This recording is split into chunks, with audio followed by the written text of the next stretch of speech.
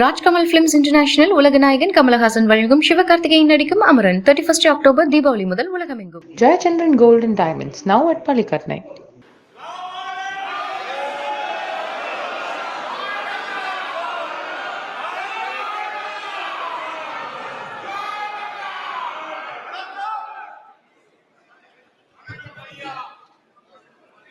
माननीय सदस्यगण,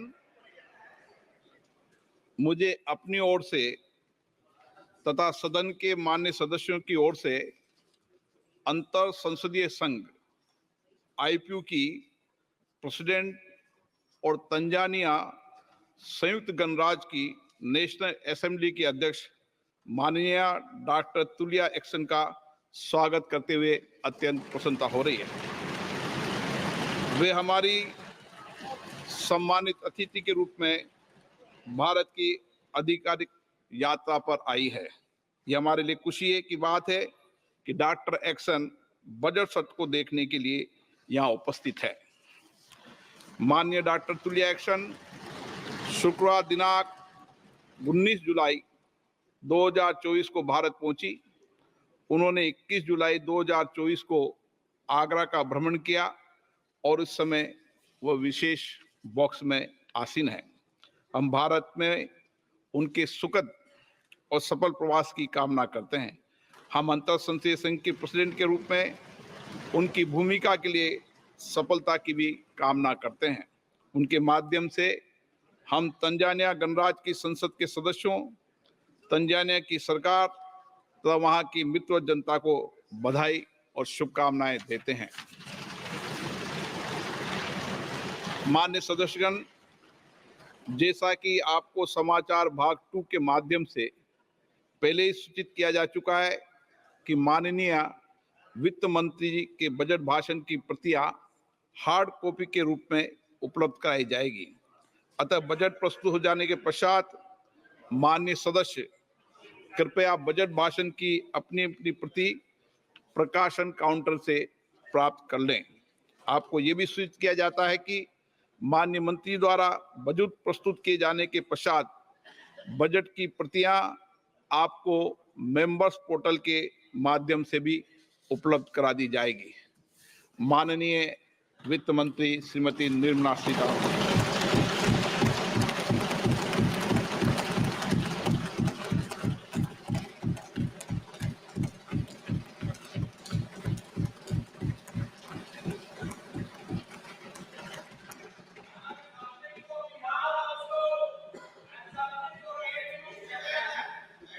Honorable Speaker, I present the budget for 24-25.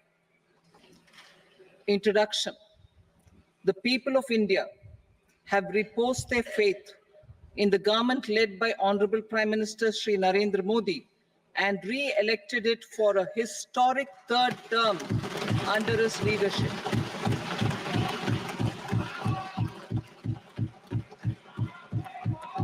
We are grateful for their support, faith, and trust in our policies.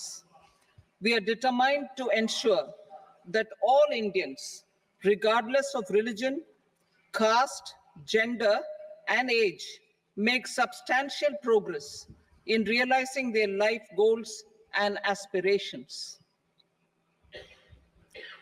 Global context.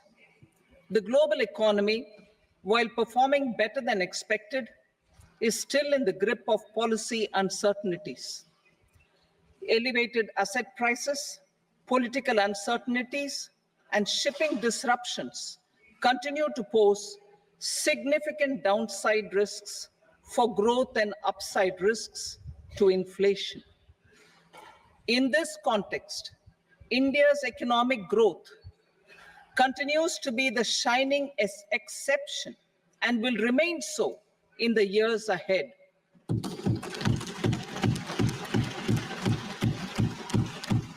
India's inflation continues to be low, stable, and moving towards the 4% target.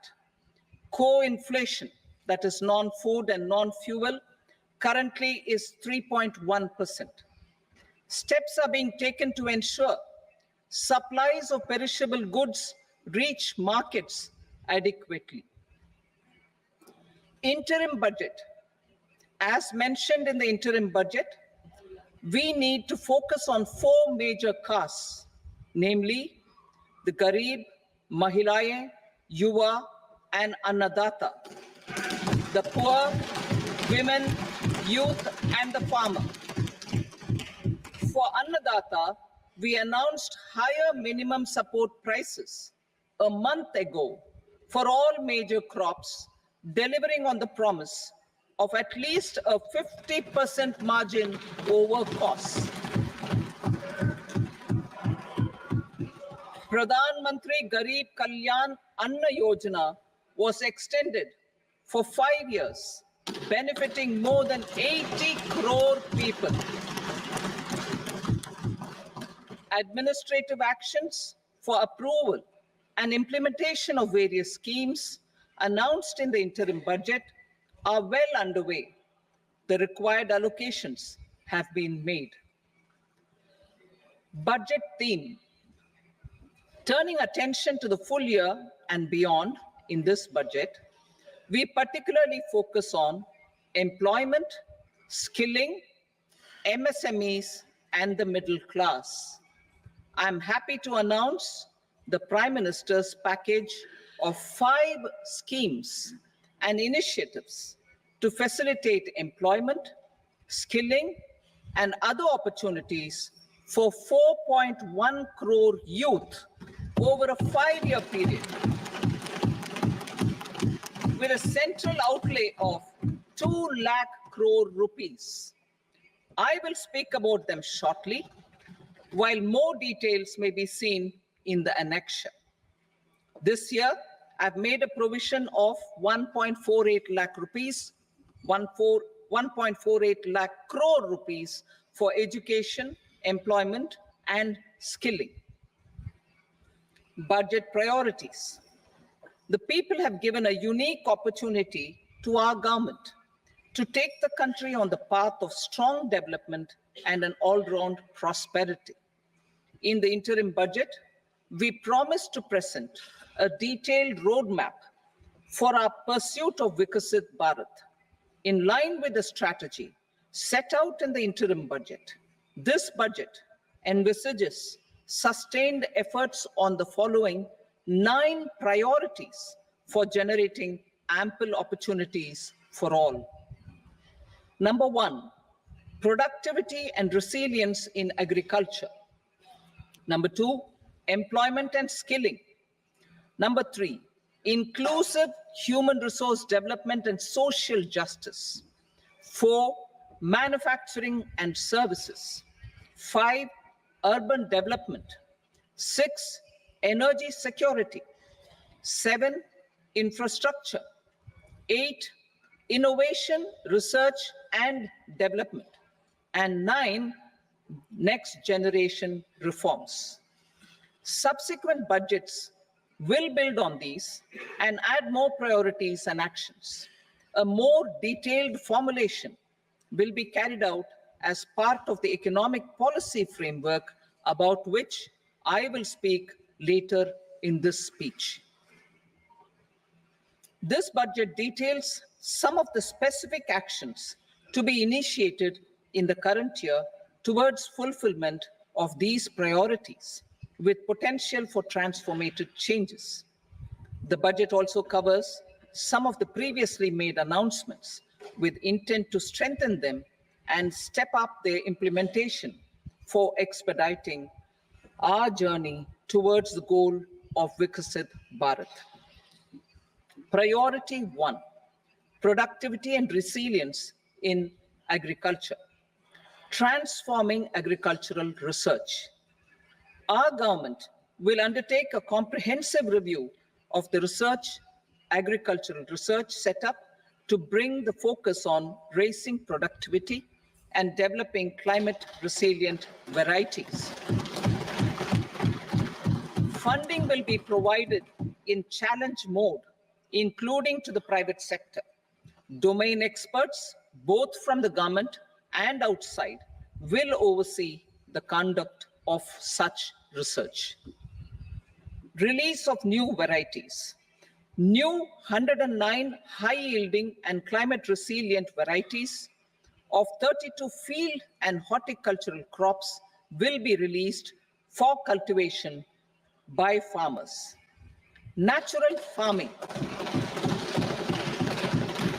In the next 2 years, 1 crore farmers across the country will be initiated into natural farming, supported by certification and branding. Implementation will be through scientific institutions and willing gram panchayats. 10,000 need-based bio-input resource centers will be established. Missions for pulses and oilseeds. For achieving self-sufficiency in pulses and oilseeds, we will strengthen their production, storage, and marketing.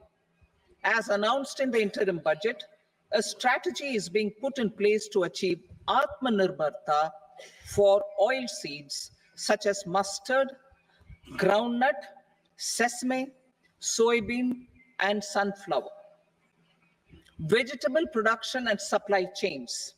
Large-scale clusters for vegetable production will be developed closer to major consumption centers. We will promote farmer-producer organizations, cooperatives, and startups for vegetable supply chains, including for collection and storage and marketing. Digital public infrastructure for agriculture.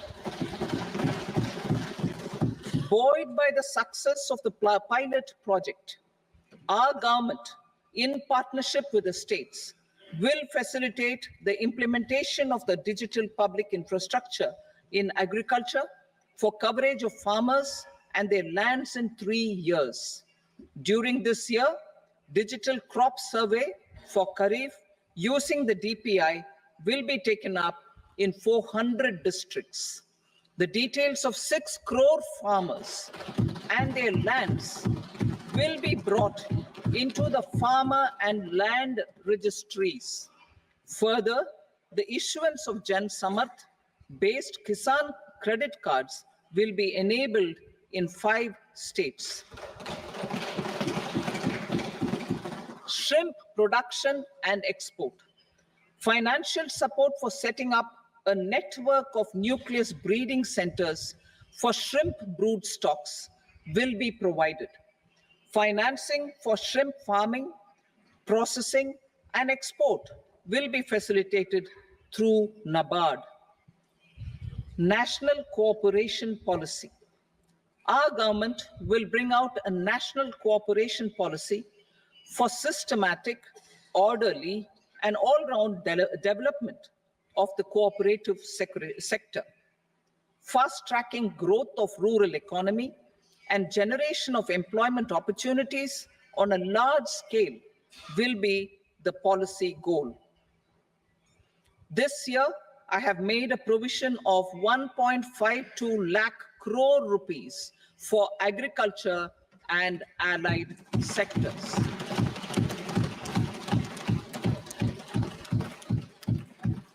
Priority 2, employment and skilling. Employment-linked incentive. Our government will implement following 3 schemes for employment-linked incentive as part of the Prime Minister's package. These will be based on enrollment in the EPFO and focus on recognition of first-time employees and support to employees and employers. Scheme A, first-timers. This scheme will provide 1 month wage to all persons newly entering the workforce in all formal sectors.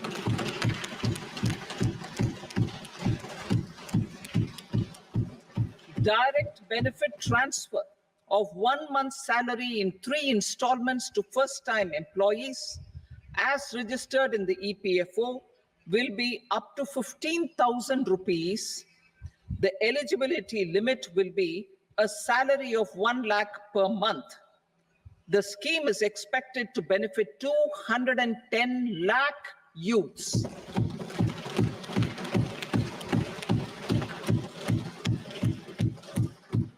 Scheme B, job creation in manufacturing.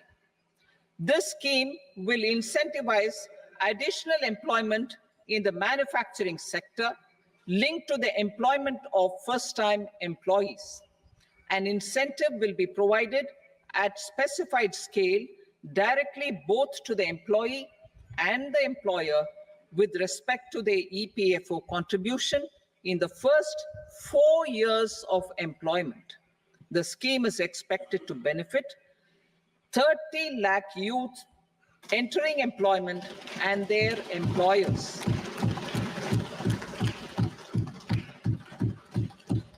Scheme C, support to employers. This employer-focused scheme will cover additional employment in all sectors. All additional employment within a salary of 1 lakh rupee per month will be counted. The government will reimburse to employers up to 3,000 rupees per month for 2 years towards the EPFO contribution for each additional employee. The scheme is expected to incentivize additional employment of 50 lakh persons.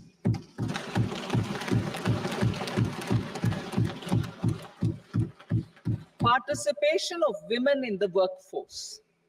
We will facilitate higher participation of women in the workforce through setting up of working women hostels in collaboration with industry and establishing creches. In addition, the partnership will seek to organize women-specific skilling programs and promotion of market access for women SHG enterprises. Skilling program. I'm happy to announce a new centrally sponsored scheme as the fourth scheme under the Prime Minister's package for skilling in collaboration with state governments and industry. 20 lakh youth will be skilled over a 5-year period.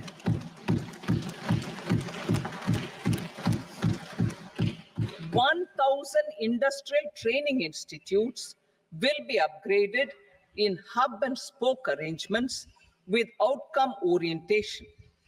Course content and design will be aligned to the skill needs of industry, and new courses will be introduced for emerging needs. Skilling loans. The model skill loan scheme will be revised to facilitate loans up to 7.5 lakh rupees with a guarantee from a government-promoted fund. This measure is expected to help 25,000 students every year.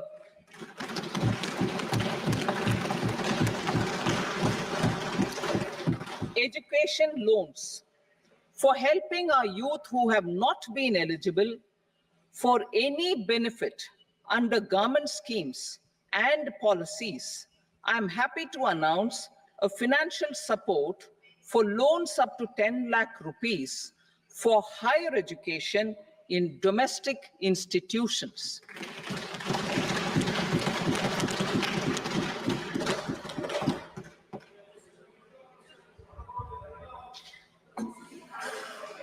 E-vouchers for this purpose. E-vouchers for this purpose will be given directly to 1 lakh students every year for annual interest subvention of 3% of the loan amount. Priority 3, inclusive human resource development and social justice, saturation approach. Our government is committed to all-round, all-pervasive, and all-inclusive development of people, particularly farmers, youth, women, and the poor. For achieving social justice comprehensively, the saturation approach of covering all eligible people through various programs, including those for education and health, will be adopted to empower them by improving their capabilities. Implementation of schemes meant for supporting economic activities by craftsmen, artisans, self-help groups, scheduled caste, scheduled tribe, and women entrepreneurs and street vendors such as the PM Vishwakarma, PM Swanidhi, National Livelihood Missions, and Stand Up India will be stepped up. Purvodaya. The states in the eastern part of the country are rich in endowments and have strong cultural traditions.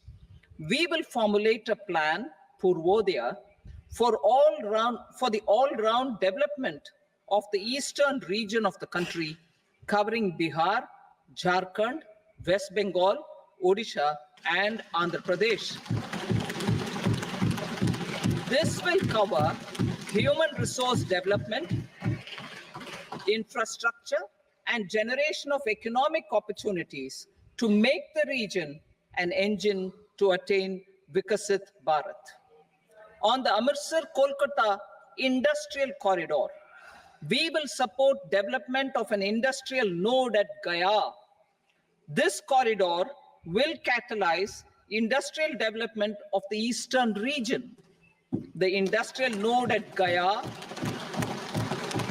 will also be a good model for developing our ancient centers of cultural importance into future centers of modern economy.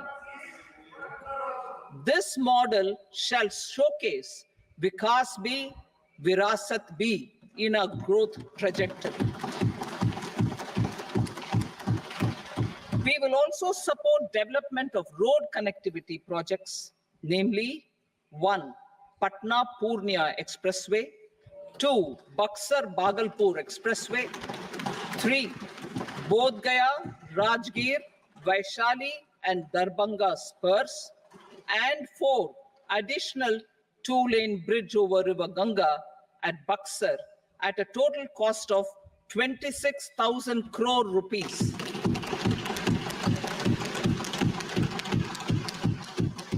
Power projects, including setting up of a new 2,400 megawatt power plant at Peer Painti, will be taken up at a cost of 21,400 crore rupees.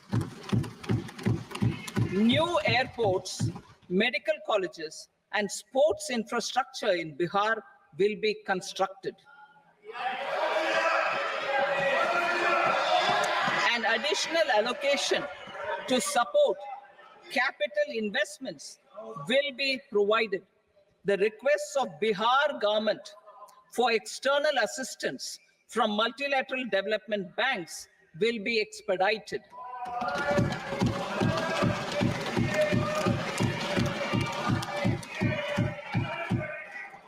Andhra Pradesh Reorganization Act. Our government has made concerted efforts to fulfill the commitments in Andhra Pradesh Reorganization Act. Recognizing the state's need for the capital, recognizing the state's need for a capital, we will facilitate special financial support through multilateral development agencies. In the current financial year, 15,000 crore rupees will be arranged with additional amounts in future years.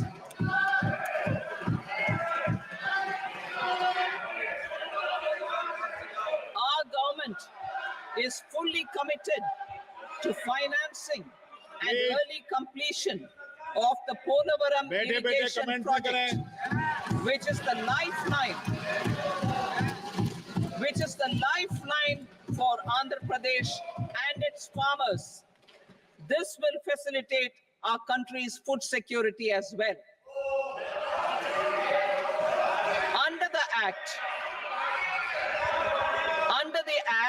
Andhra Pradesh Reorganization Act, for promoting industrial development, funds will be provided for essential infrastructure such as water, power, railways, and roads. in Kopparthi node on the Visakhapatnam-Chennai industrial corridor and Varavakal node on the Hyderabad-Bengaluru industrial corridor. An additional allocation will be provided this year towards capital investment for economic growth.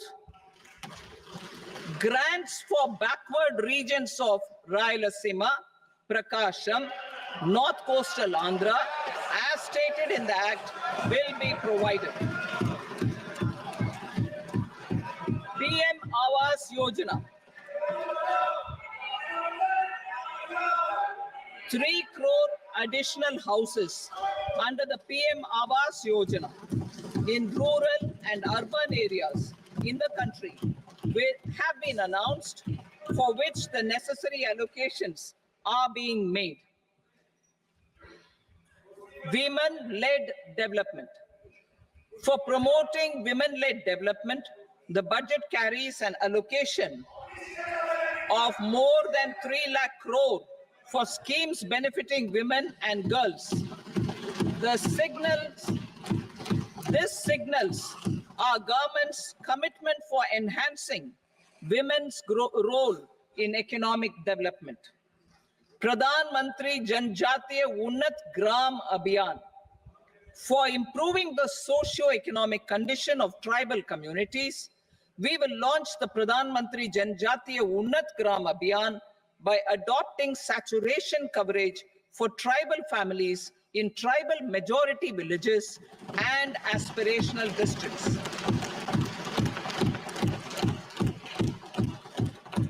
This will cover 63,000 villages, benefiting 5 crore tribal people. Bank branches in northeastern region. More than 100 branches of India Post Payment Bank will be set up in the northeast region to expand the banking services. This year, I have made a provision of 2.66 lakh crore rupees for rural development, including rural infrastructure. Priority 4, manufacturing and services, support for promotion of MSMEs. This budget provides special attention to MSMEs and manufacturing, particularly labor-intensive manufacturing. We have formulated a package covering financing, regulatory changes, and technology support for MSMEs to help them grow and also compete globally, as mentioned in the interim budget. I'm happy to announce the following specific measures. Credit guarantee scheme for MSMEs in the manufacturing sector. For facilitating term loans to MSMEs for purchase of machinery and equipment without collateral or third-party guarantee, a credit guarantee scheme will be introduced. The scheme will operate on pooling of credit risks of such MSMEs. A separately constituted self-financing guarantee fund will provide to each applicant guarantee cover up to 100 crore rupees, while the loan amount may be larger. The borrower will have to provide an upfront guarantee fee and an annual guarantee fee on the reducing loan balance. New assessment model for MSME credit. Public sector banks will build their own in-house capability to assess MSMEs for credit instead of relying on external assessment. They will also take a lead in developing or getting developed a new credit assessment model based on the scoring of digital footprints of the MSMEs in the economy. This is expected to be a significant improvement over the traditional assessment of credit eligibility based only on asset or turnover criteria. That will also cover MSMEs without a formal accounting system. Credit support to MSMEs during stress period. I'm happy to announce a new mechanism for facilitating continuation of bank credit to MSMEs during their stress period, while being in special mention account, SMA stage, for reasons beyond their control, MSMEs need credit to continue their business and to avoid getting into the NPA stage. Credit availability will be supported through a guarantee from a government-promoted fund. Mudra loans. The limit of Mudra loans will be enhanced to 20 lakh from the current 10 lakh for those entrepreneurs who have availed and successfully repaid previous loans under the Tarun category. Enhanced scope for mandatory onboarding in TREDS. For facilitating MSMEs to unlock their working capital by converting their trade receivables into cash, I propose to reduce the turnover threshold of buyers for mandatory onboarding on the TREDS platform from rupees 500 crore to 250 crore rupees. This measure will bring 22 more CPSCs and 7,000 more companies onto the platform. Medium enterprises will also be included in the scope of the suppliers. SIDBI branches in MSME clusters. SIDBI will open new branches to expand its reach to serve all major MSME clusters within 3 years and provide direct credit to them. With the opening of 24 such branches this year, the service coverage will expand to 168 out of 242 major clusters. MSME units for food irradiation, quality and safety testing. Financial support for setting up of 50 multi-product food irradiation units in the MSME sector will be provided. Setting up of 100 food quality and safety testing labs with NABL accreditation will be facilitated. E-commerce export hubs to enable MSMEs and traditional artisans to sell their products in international markets. E-commerce export hubs will be set up in public-private partnership mode. These hubs, under a seamless regulatory and logistic framework, will facilitate trade and export-related services under one roof. Measures for promotion of manufacturing and services. Internship in top companies. As the fifth scheme under Prime Minister's package, our government will launch a comprehensive scheme for providing internship opportunities in 500 top companies to 1 crore youth in 5 years. They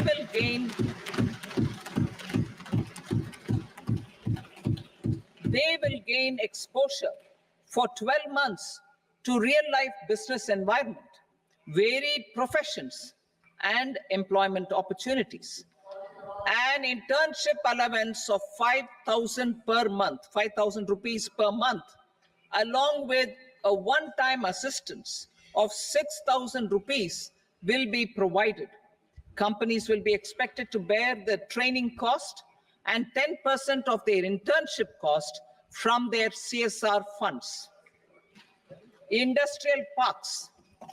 Our government will facilitate development of investment-ready, plug-and-play industrial parks with complete infrastructure in or near 100 cities in partnership with the states and private sector by better using town planning schemes. 12 industrial parks under the National Industrial Corridor Development Program also will be sanctioned.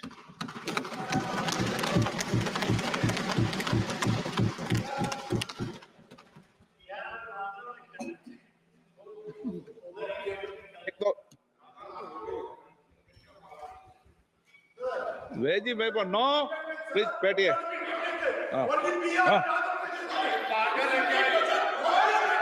rental housing with dormitory type accommodation for industrial workers will be, just 1 minute. Rental housing, I repeat, rental housing with dormitory type accommodation for industrial workers will be facilitated in PPP mode with VGF support and commitment from anchor industries. Shipping industry, ownership, leasing, and flagging reforms will be implemented to improve the share of Indian shipping industry and generate more employment. Critical mineral mission.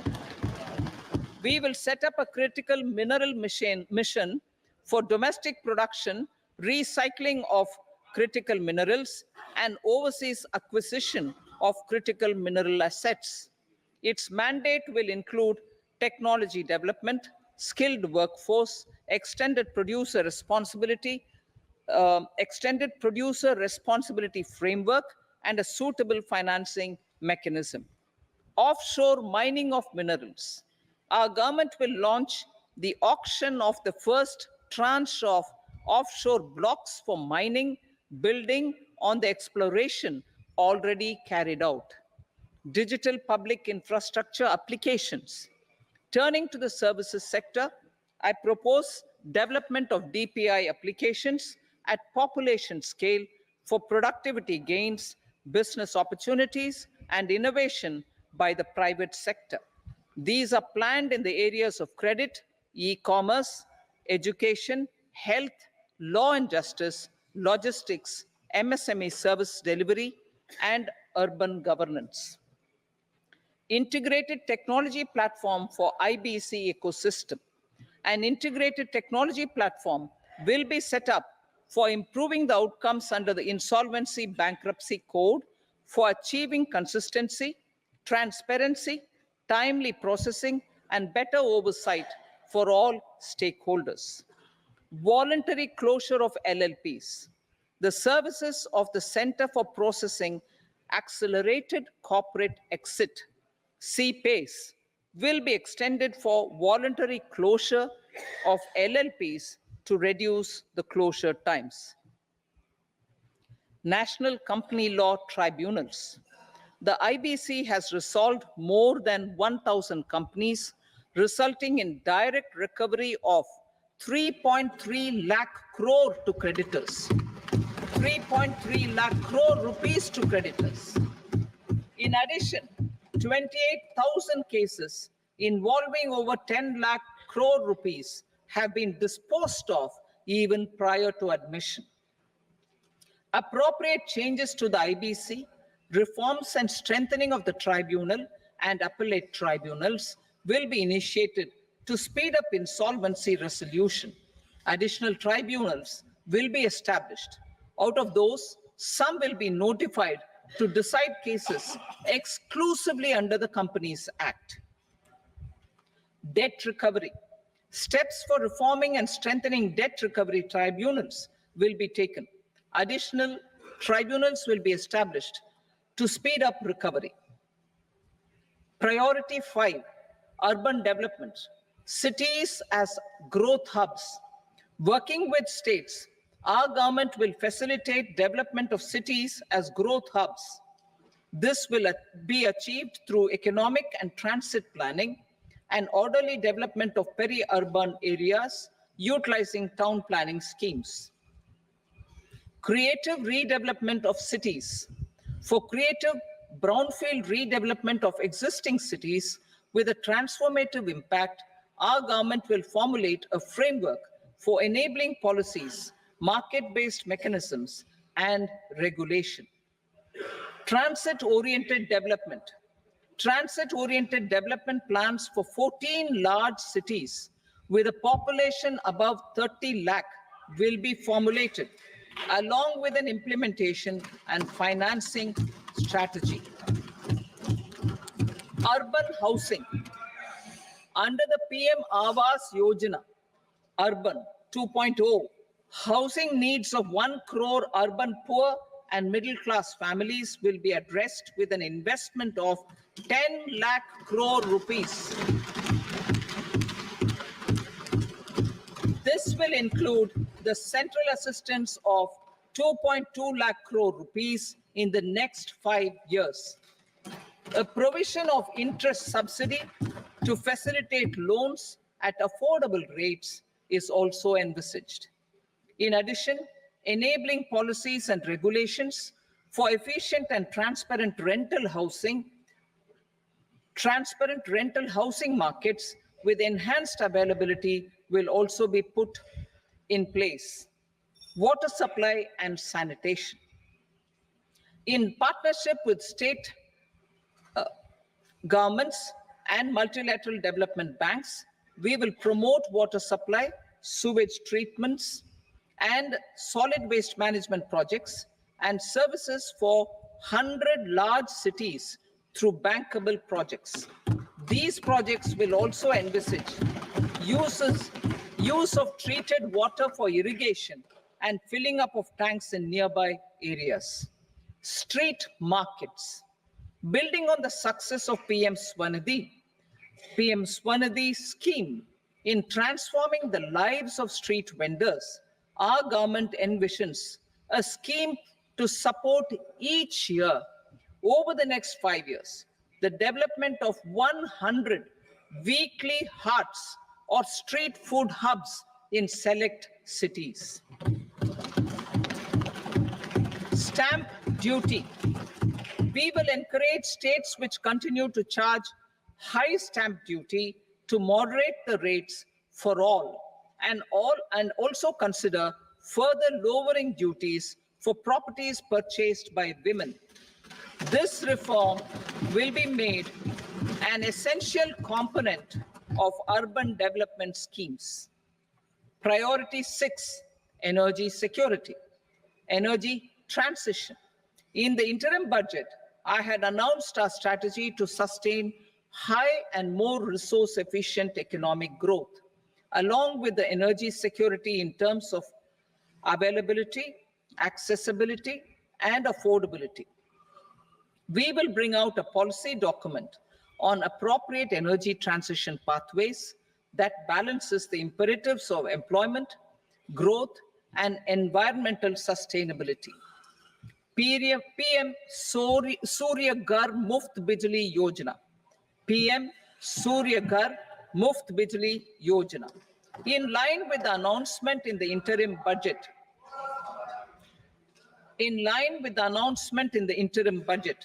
PM Surya Ghar Muft Bijli Yojana has been launched to install rooftop solar plants to enable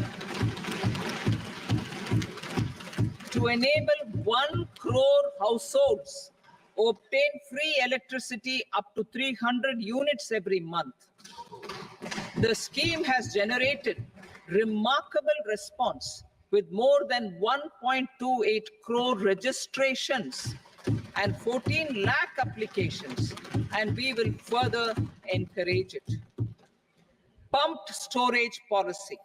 A policy for promoting pumped storage projects will be brought out for electricity storage and facilitating smooth integration of the growing share of renewable energy with its variable and intermittent nature in the overall energy mix.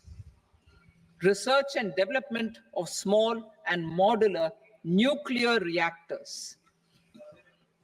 Nuclear energy is expected to form a very significant part of the energy mix for Vikasit Bharat. Towards that pursuit, our government will partner with the private sector for 1. Setting up Bharat Small Reactors. 2. Research and development of Bharat Small Modular Reactor. And 3. Research and development of newer technologies for nuclear energy. The R&D funding announced in the interim budget will be made available for this sector also. Advanced ultra supercritical thermal power plants. The development of indigenous technology for advanced ultra supercritical thermal power plants with much higher efficiency has been completed.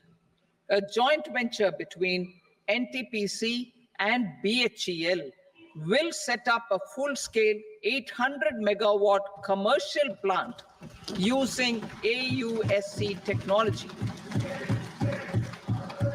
The government will provide the required fiscal support.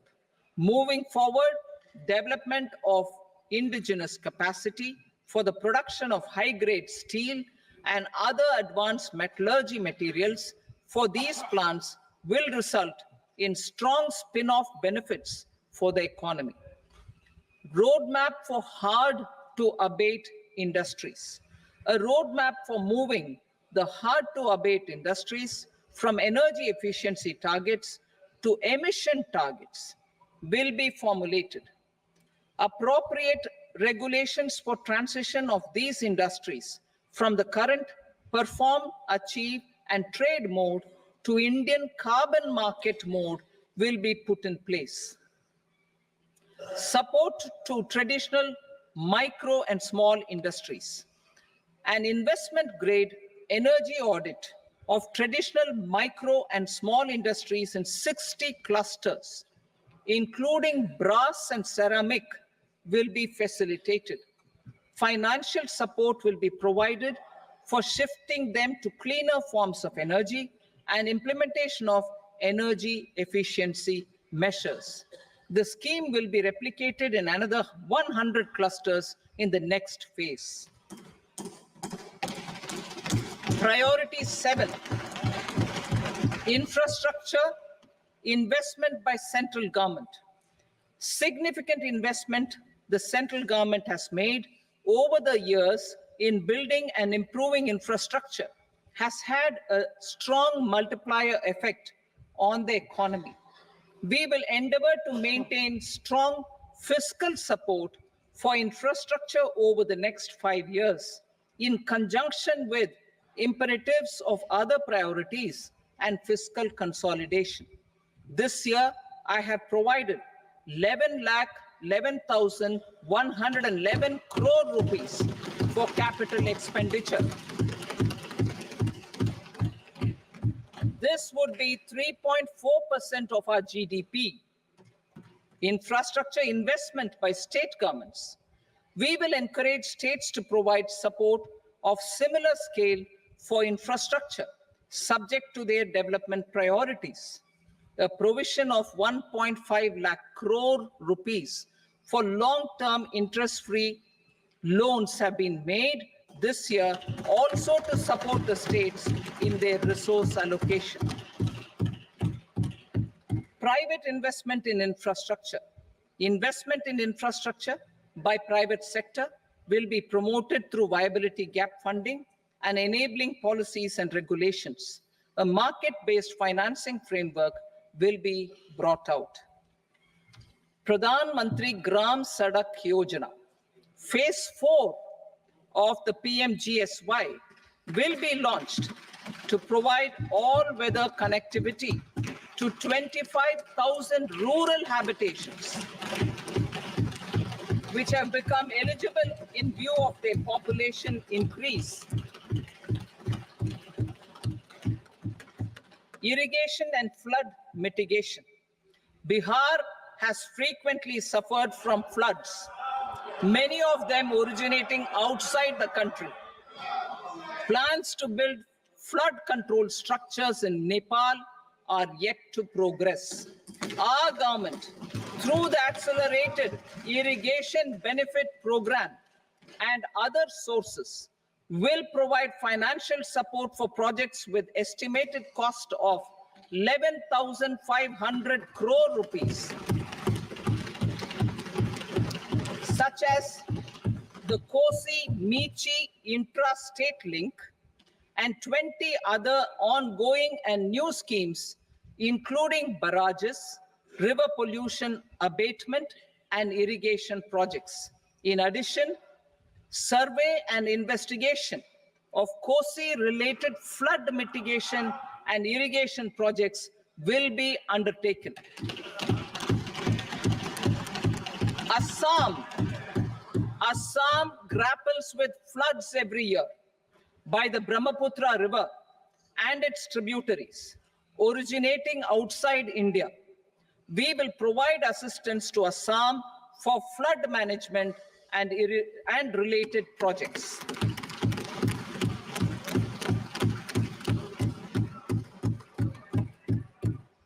Himachal Pradesh suffered extensive losses due to floods last year. Our government will provide assistance to the state for reconstruction and rehabilitation through multilateral development assistance.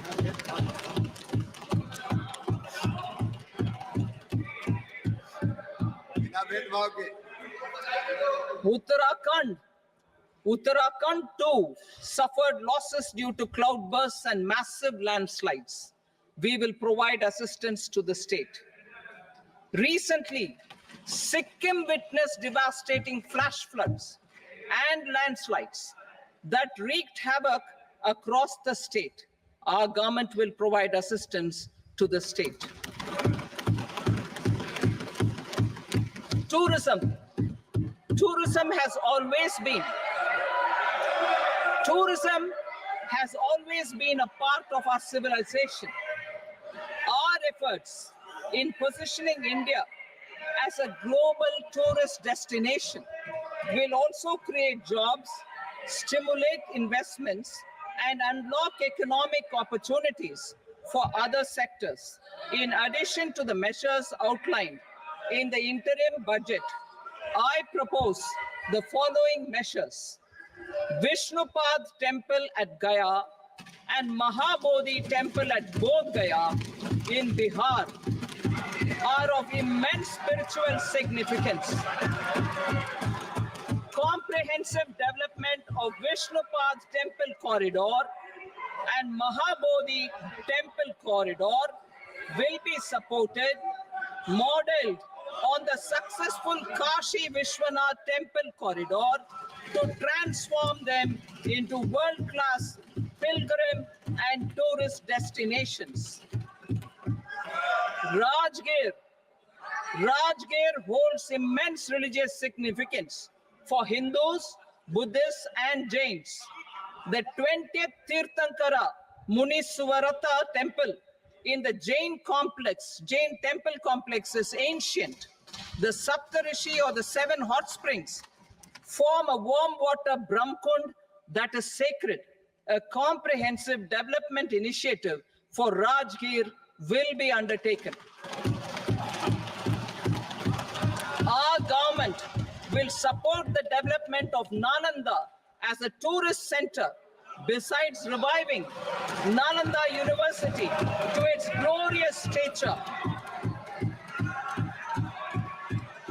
Odisha's scenic beauty, temples, monuments, craftsmanship, wildlife sanctuaries, natural landscapes, and pristine beaches make it an ultimate tourism destination. Our government will provide assistance for their development to Odisha as well. Priority 8, innovation, research, and development. We will operationalize the Anusandhan National Research Fund for basic research and prototype development. Further, we will set up a mechanism for spurring private sector-driven research and innovation at commercial scale, with a financing pool of 1 lakh crore rupees in line with the announcement in the interim budget. Space economy, with our continued emphasis on expanding the space economy by 5 times in the next 10 years, a venture capital fund of 1,000 crore rupees will be set up. Priority 9, next generation reforms. Economic policy framework. We will formulate an economic policy framework to delineate the overarching approach to economic development and set the scope of the next generation of reforms for facilitating employment opportunities and sustaining high growth. Our government will initiate and incentivize reforms for One, improving productivity of factors of production. And two, facilitating markets and sectors to become more efficient. These reforms will cover all factors of production, namely land, labor, capital, and entrepreneurship, and technology as an enabler of improving total factor productivity and bridging inequality. Effective implementation of several of these reforms requires collaboration between the center and the states, and building consensus as development of the country lies in development of the states. For promoting competitive federalism and incentivizing states for faster implementation of reforms, I propose to earmark a significant part of the 50-year interest-free loan. Working with the states, we will initiate the following reforms.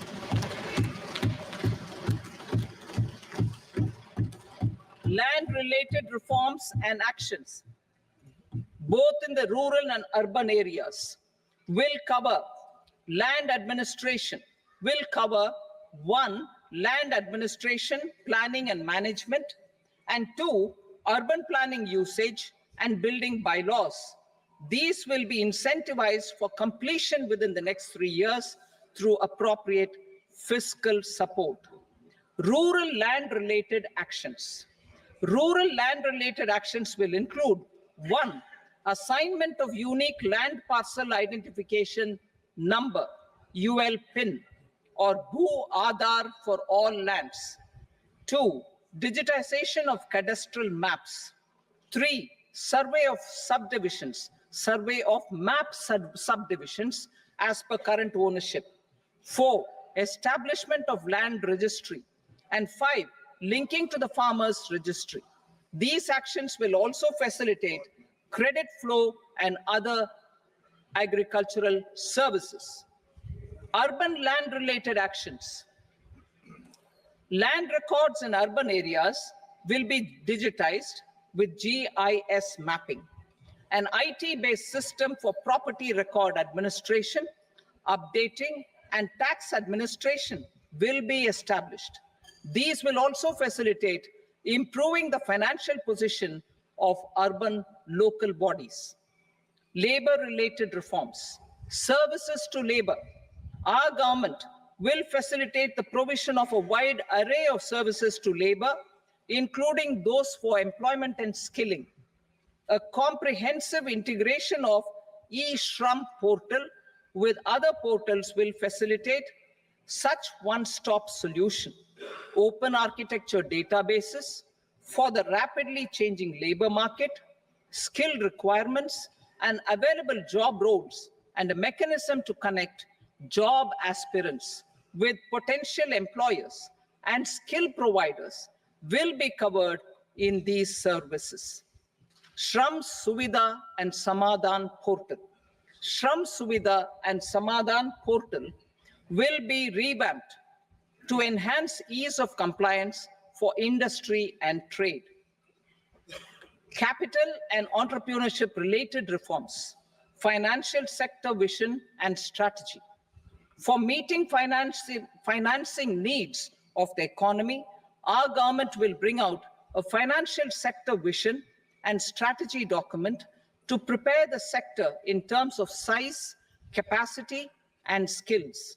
This will set the agenda for the next 5 years and guide the work of the government, regulators, financial institutions, and market participants. Taxonomy for climate finance. We will develop taxonomy for climate finance for enhancing the availability of capital for climate adaptation and mitigation. This will support achievement of the country's climate commitments and green transition. Variable capital company structure. We will seek the required legislative approval for providing an efficient and flexible mode for financing leasing of aircrafts and ships and pooled funds of private equity through a variable company structure. Foreign direct investments and overseas investment. The rules and regulations for foreign direct investment and overseas investments will be simplified to 1. Facilitate foreign direct investments, 2. Nudge prioritization, and 3. Promote opportunities for using Indian rupee as a currency for overseas investment. NPS Vatsalya. NPS Vatsalya, a plan for contribution by parents and guardians for minors, will be started. On attaining the age of majority, the plan can be converted seamlessly into a normal NPS account. Use of technology.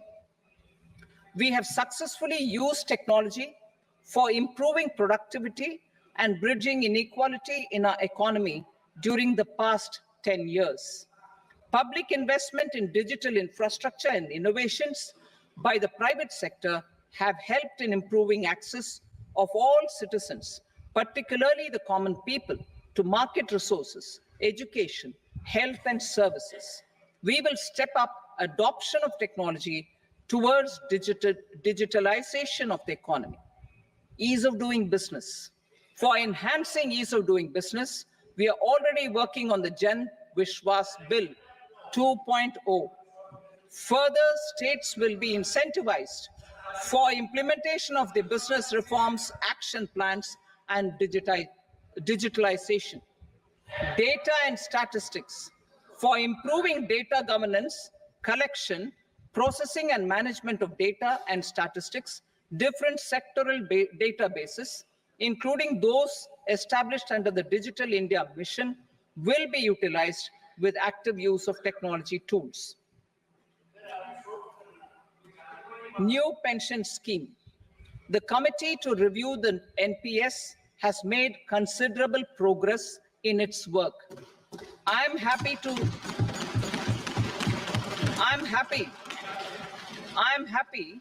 that the staff side of the National Council of the Joint Consultative Machinery for Central Government Employees has taken a constructive approach.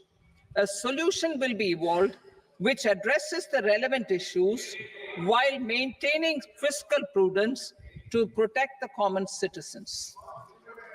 Budget estimates for 24-25. For the year 24-25, total receipts other than borrowings and the total expenditure are estimated at 32.07 lakh crore rupees and 48.21 lakh crore rupees respectively. The net tax receipts are estimated at 25.83 lakh crore rupees. The fiscal deficit is estimated at 4.9% of the GDP.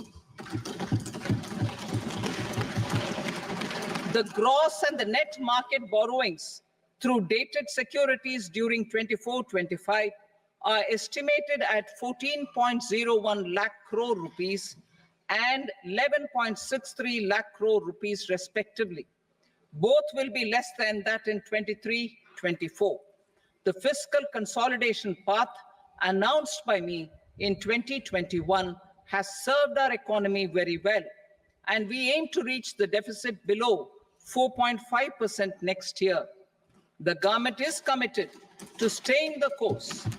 From 2026-27 onwards, our endeavor will be to keep the fiscal deficit each year such that the central government's debt will be on a declining path as percentage of GDP. I will now move to part B.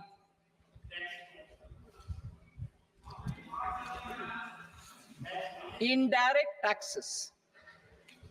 Sir, I start with GST. It has decreased tax incidence on the common man, reduced compliance burden and logistics cost for trade and industry, and enhanced revenues of the central and the state governments. It is a success of vast proportions. To multiply the benefits of GST, we will strive to further simplify and rationalize the tax structure and endeavor to expand it to the remaining sectors. My proposals for custom duties My proposals for customs duties intend to support domestic manufacturing, deepen local value addition, promote export competitiveness, and simplify taxation while keeping the interest of the general public and consumers paramount. In Budget 22-23, we reduced the number of customs duty rates. I propose to undertake a comprehensive review of the rate structure over the next 6 months to rationalize and simplify it for ease of trade, removal of duty inversion, and reduction of disputes. I shall now take up sector-specific customs duty proposals. Medicine and medical equipments. To provide relief to cancer patients, I propose to fully exempt 3 more medicines from customs duties.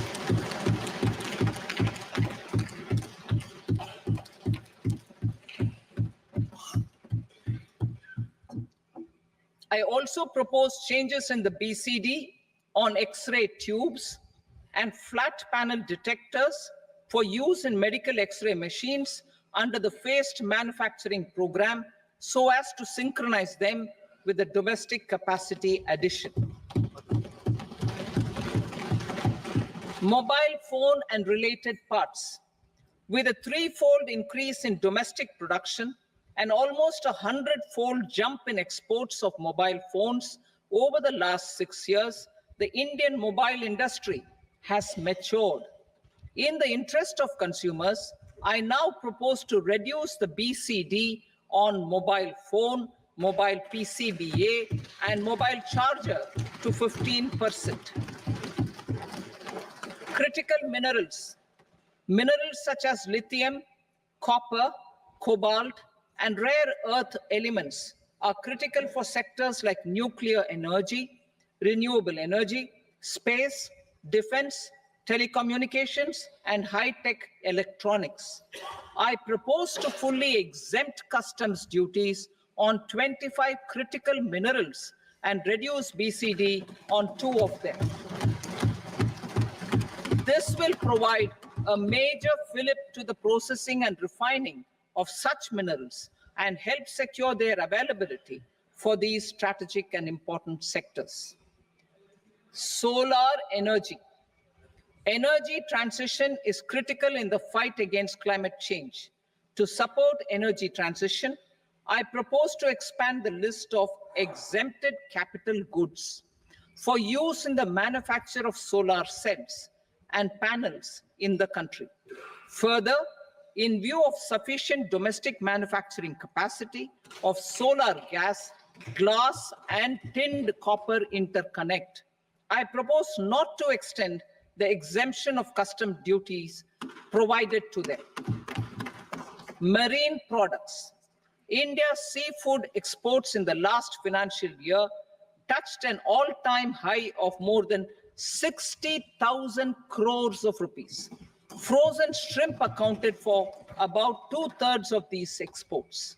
To enhance their competitiveness, I propose to reduce BCD on certain broodstock, polychaete worms, shrimp, and fish feed to 5%. I also propose to exempt customs duty on various inputs for manufacture of shrimp and fish feed. Leather and textile. Similarly, to enhance the competitiveness of exports in the leather and textile sectors, I propose to reduce BCD on real down-filling material from duck or goose. I am also making additions to the list of exempted goods for manufacture of leather and textile garments, footwear, and other leather articles for export. To rectify inversion in duty, I propose to reduce BCD subject to conditions on methylene diphenyl diisocyanate, MDI, for manufacture of spandex yarn from 7.5 to 5%. Furthermore, the export duty structure on raw hides, skin, and leather is proposed to be simplified and rationalized. Precious metals. To enhance domestic value addition in gold and precious metal jewelry, in the country, I propose to reduce customs duties on gold and silver to 6% and that of platinum to 6.4%. Other metals, steel and copper are important raw materials. To reduce their cost of production, I propose to remove the BCD on ferronickel and blister copper. I am also continuing with nil BCD on ferrous scrap and nickel cathode and concessional BCD of 2.5% on copper scrap. Electronics. To increase value addition in the domestic electronics industry, I propose to remove the BCD subject to conditions on oxygen-free copper for manufacture of resistors. I also propose to exempt certain parts for manufacture of connectors. Chemicals and petrochemicals. To support existing and new capacities in the pipeline, I propose to increase the BCD on ammonium nitrate from 7.5% to 10%. Plastics. PVC flex banners are non-biodegradable and hazardous for environment and health. To curb their imports, I propose to raise the BCD on them from 10 to 25%. Telecommunication equipment. To incentivize domestic manufacturing, I propose to increase the BCD from 10 to 15% on PCBA of specified telecom equipment. Trade facilitation. To promote domestic aviation and boat and ship MRO, I propose to extend the period for export of goods imported for repairs from 6 months to 1 year. I'll read that again. To promote domestic aviation and boat and ship maintenance, repair and operations, I propose to extend the period for export of goods imported for repairs from 6 months to 1 year. In the same vein, I propose to extend the time limit for re-import of goods for repairs under warranty from 3 to 5 years. I now move to direct taxes. We will continue our efforts to simplify taxes, improve taxpayer services, provide tax certainty, and reduce litigation while enhancing revenues for funding the development and welfare schemes of the government. It has been our endeavor to simplify taxation. We have taken a number of measures in the last few years, including introduction of simplified tax regimes without exemptions and deductions for corporate tax and for personal income tax. This has been appreciated by taxpayers. 58% of corporate tax came from the simplified tax regime in the financial year 22-23. Similarly, as per data available till now, for the last fiscal, more than 2/3 have availed the new personal income tax regime. Comprehensive review of the Income Tax Act. I am now announcing a comprehensive review of the Income Tax Act 1961. The purpose is to make the act concise, lucid, easy to read and understand. This will reduce disputes and litigation, thereby providing tax certainty to the taxpayers. I will also bring down the demand embroiled in litigation. It is proposed to be completed in 6 months. A beginning is being made in the finance bill by simplifying the tax regime for charities, TDS rate structures, provisions of reassessment and such provisions, and capital gains taxation. Simplification for charities and TDS. Two tax exemption regimes. The two tax exemption regimes for charities are proposed to be merged into one. The 5% TDS rate on many payments is being merged into the 2% TDS rate, and the 20% TDS rate on repurchase of units by mutual funds or UTI is being withdrawn. TDS rate on e-commerce operators is proposed to be reduced from 1 to 0.1%. Moreover, credit of TCS is proposed to be given in the TDS to be deducted on salary. Further, I propose to decriminalize delay for payment of TDS up to the due date of filing statement for the same. I also plan to provide a standard operating procedure for TDS defaults and simplify and rationalize the compounding guidelines for such defaults. Simplification of reassessment. I propose to thoroughly simplify the provisions for reopening and reassessment. An assessment hereinafter can be reopened beyond 3 years from the end of the assessment year only if the escaped income is 50 lakh rupees or more, up to a maximum period of 5 years from the end of the assessment year. Even in such cases, a time limit of 6 years before the year of the search, as against the existing time limit of 10 years, is being proposed. This will reduce tax uncertainty and disputes. Simplification and rationalization of capital gains. Capital gains taxation is also proposed to be hugely simplified. Short-term gains on certain financial assets shall henceforth attract a tax rate of 20%, while that on all other financial assets and all non-financial assets shall continue to attract the applicable tax rate. Long-term gains on all financial and non-financial assets, on the other hand, will attract a tax rate of 12.5%. For the benefit of the lower and the middle income classes, I propose to increase the limit of exemption of capital gains on certain financial assets to 1.25 lakh rupees per year. Listed financial assets held for more than a year will be classified as long-term, while unlisted financial assets and all non-financial assets will have to be held for at least 2 years to be classified as long-term. Unlisted bonds and debentures, debt mutual funds, and market-linked debentures, irrespective of holding period, however, will attract tax on capital gains at applicable rates. Taxpayer services. All the major taxpayer services under GST and most services under customs and income tax have been digitalized.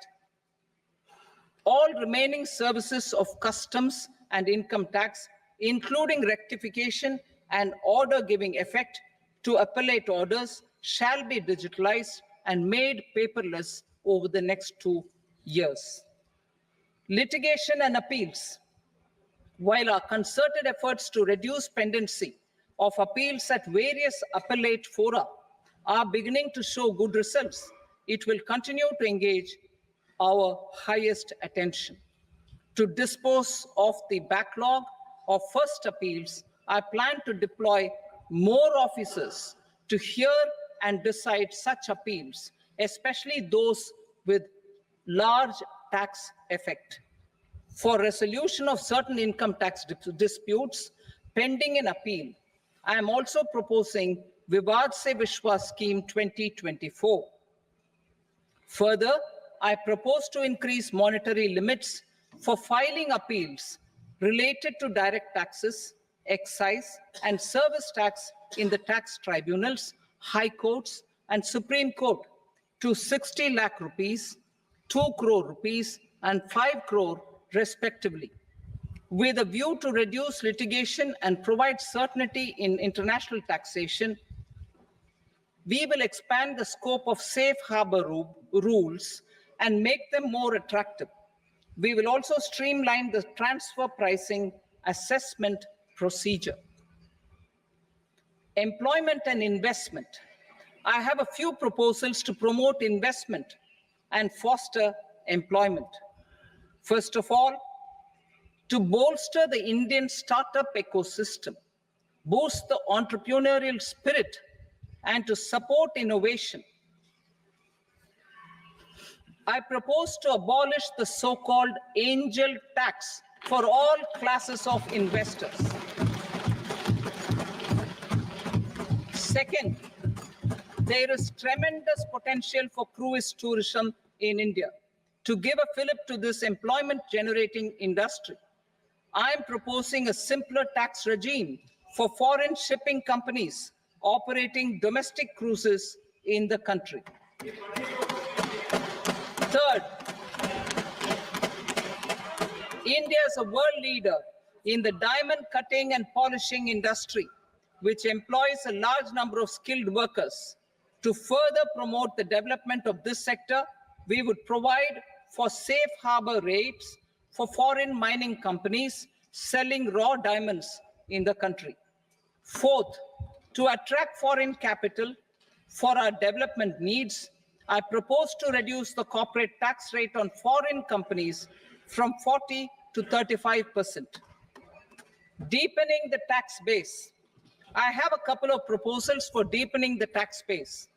First, security transaction tax on futures and options of securities is proposed to be increased to 0.02% and 0.1% respectively.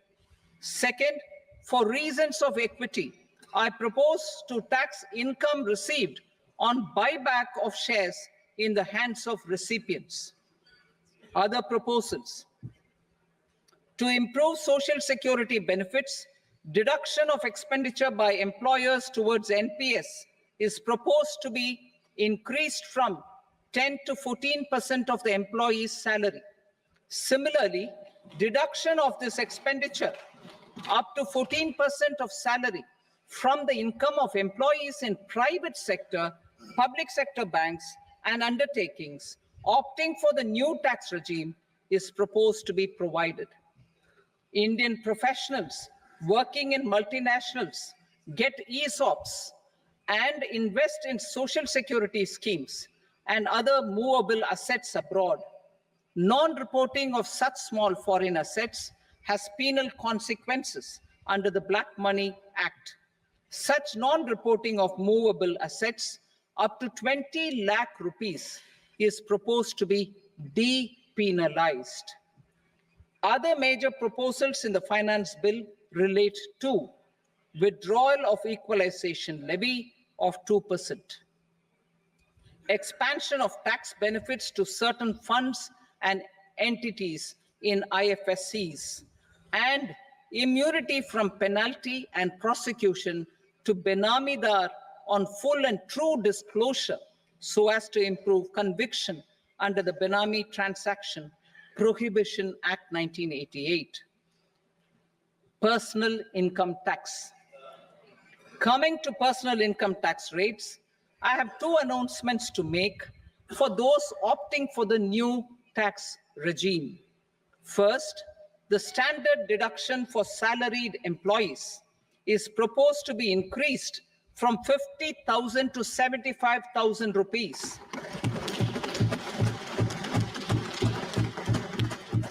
Similarly, deduction on family pension for pensioners is proposed to be enhanced from 15,000 to 25,000 rupees.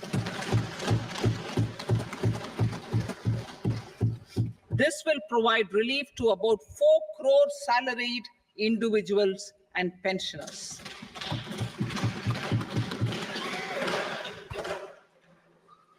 Second, in the new tax regime, the tax rate structure is proposed to be revised as follows. 0 to 3 lakh rupees, nil. 3 to 7 lakh rupees, 5%. 7 to 10 lakh rupees, 10%. 10 to 12 lakh rupees, 15%. 12 to 15 lakh rupees, 20%.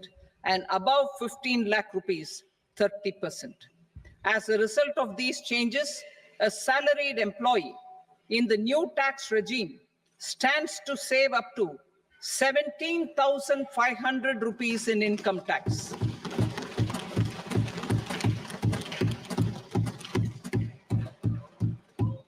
Apart from these, I am also making some other changes as given in the annexure.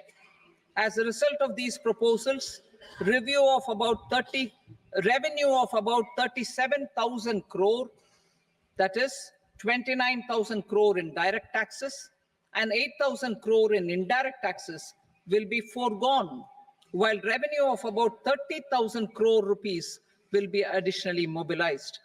Thus, the total revenue foregone is about 7,000 crores annually. Mr. Speaker, sir, with this, I commend the budget to this august House. Jai Hind.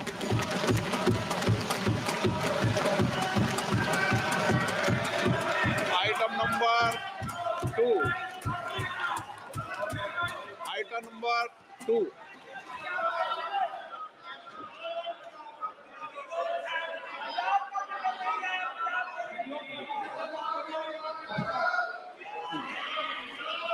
Sir, with your permission, I rise to lay on the table the following statements under Section 3 of the Fiscal Responsibility and Budget Management, FRBM Act 2003, medium-term fiscal policy cum fiscal policy strategy statement and macroeconomic framework statement. Item number 3. Sir, with your permission, I rise to move for leave to introduce the Finance Number 2 Bill 2024.